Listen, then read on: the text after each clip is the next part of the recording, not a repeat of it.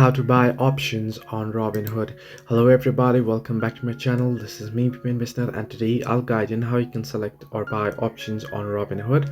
Now, first things first, what you'll have to do is you'll have to create a Robinhood account and you'll have to fund your Robinhood account. Now, once you do so, what you want to do is you'll have to enable your option trading. Now, how you can do it?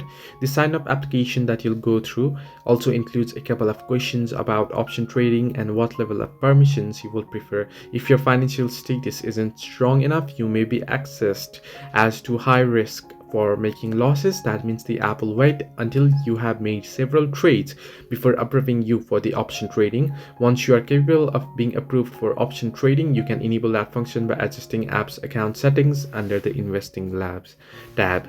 Now, once you have done so, what you can do is you can simply head into a stock detail page, particular stock detail page, and there you'll get the option trade. Right, you want to simply tap on trade and then you want to tap on option trading there, and you'll be able to go through. So this way you can buy options in Robinhood. Hope this helped you. Do like and subscribe, and do not forget to leave a comment down below if you have any further issues.